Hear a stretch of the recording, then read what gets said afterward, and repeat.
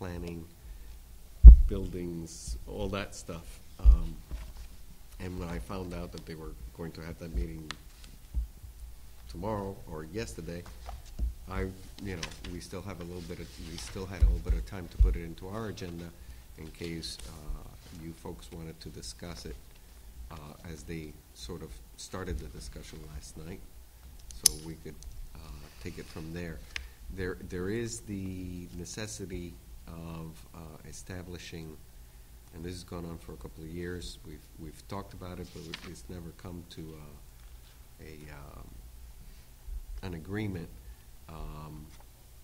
as to how much does the town charge the schools for services that the town provides on behalf of the schools. So, for example, they basically put on their side of the budget all the costs of our ASME, custodians, secretaries, assistants, those kind of people, the cost of their insurance for retiring. They put on their side all the medical retirement costs, and then they apportion that cost back to us when they make the calculations as to what their portion of their budget really belongs in ours. So when they take and look at the calculation of net minimum spending, or what they're spending on behalf of the schools, they add some of their costs to ours.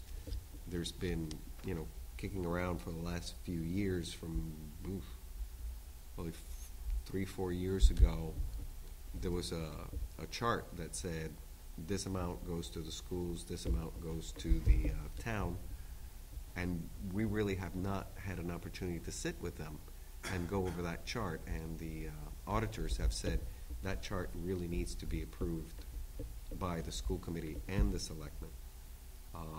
I went to the end of the year report conference that happens every year, and one of the things they're really looking to do is, if a town does not have that agreement, they don't want us to report anything from that the town spends as belonging in the end of the year report for the schools until that agreement gets ratified and signed off and everybody's happy with it, because it's really creating in many communities a stalemate as to who's going to pay for what.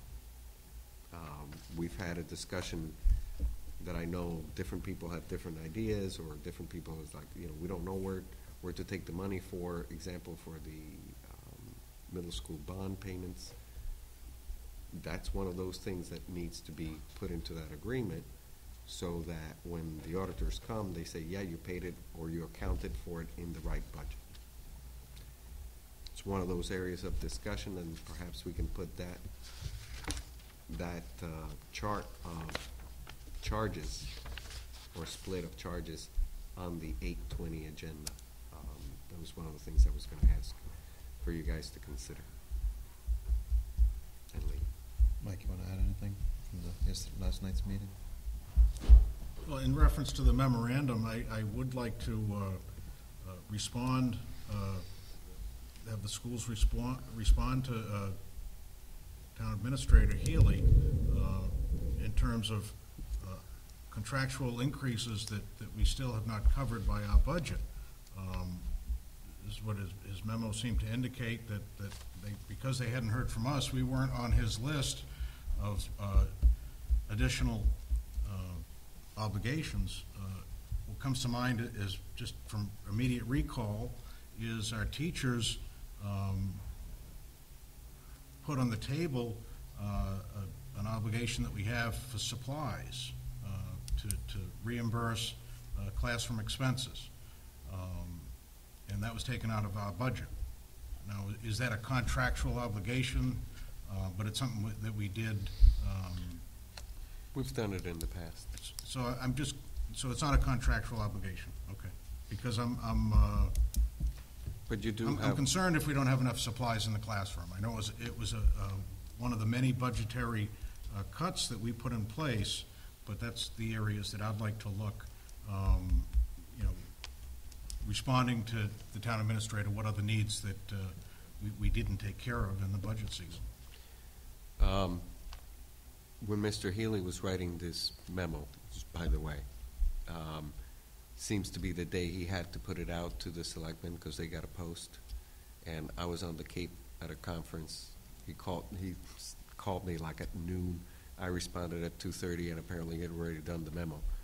I did tell him that, you know, there were certain things in our budget that we did not cover, that we had met as a school committee to look at the budget and see how we were going to deal with the loss of the override.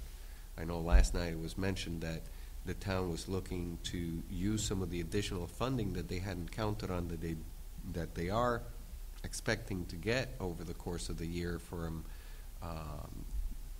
you know, Chapter 70 and other sources of funding from the state. And they wanted to put some of that towards funding salary increases of town employees.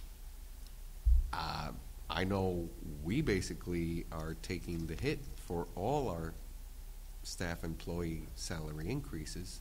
That was one of the reasons why we had one of the questions on the override that went down. So we were expecting to, instead of, we still have to pay the salary increases, that's where some of these cuts came from.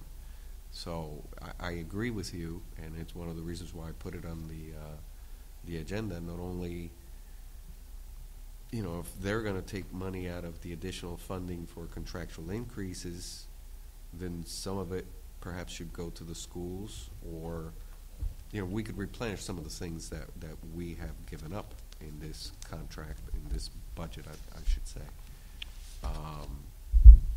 And by way of doing that, maybe perhaps come to that agreement of what should be shared, you know, what percentages. We did this a couple of years ago. We met with the selectmen, FinCom school committee, and we came up with a formula, whether it's 60-40, 50-50, whatever.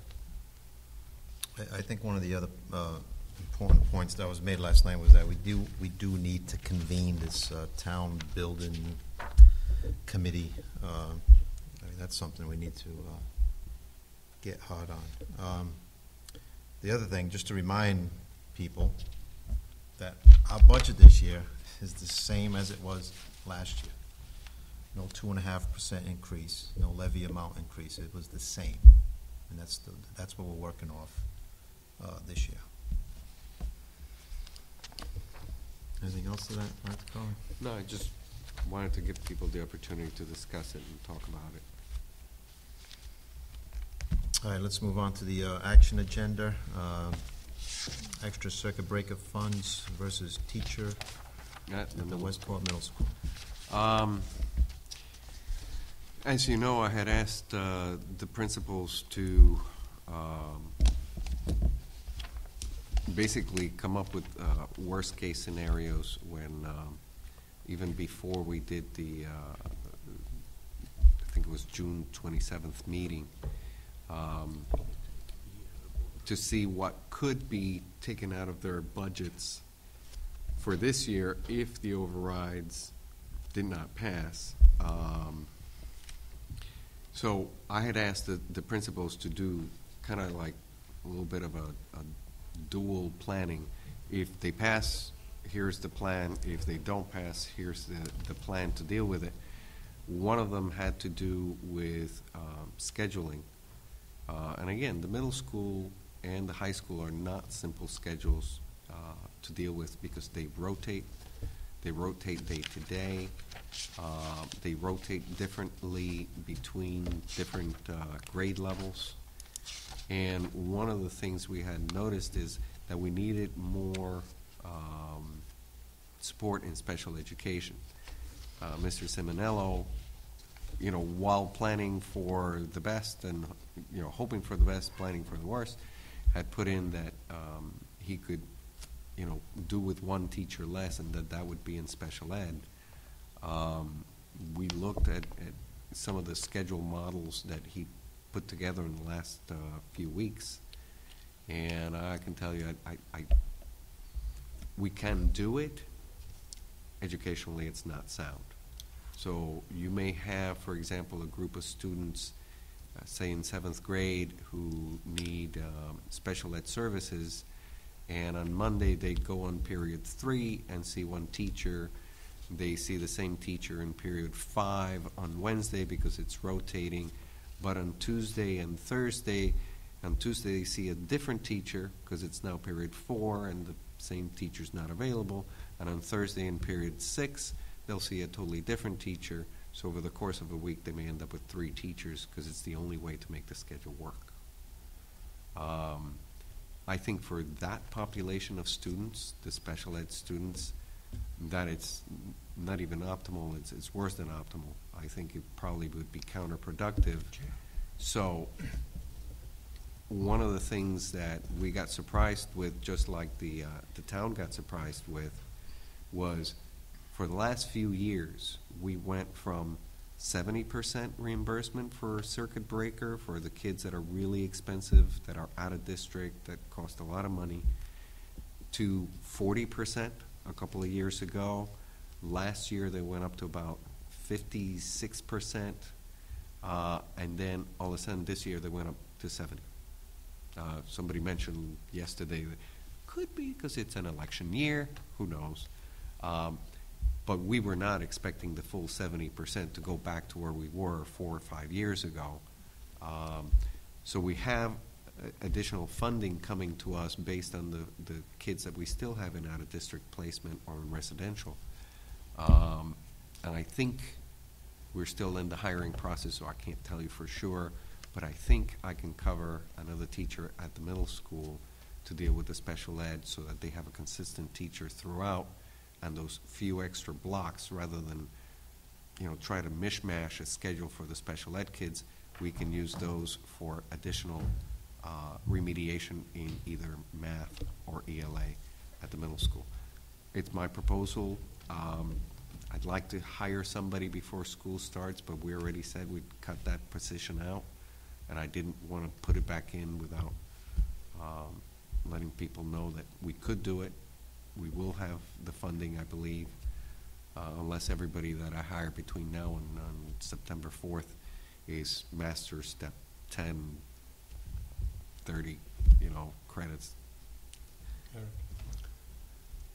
On that middle school position, I thought Mr. Simonello had stood up at one of our budget things when all the principals were putting in their words there, that there was a position there that was a teacher that was teaching one class to a certain group of students.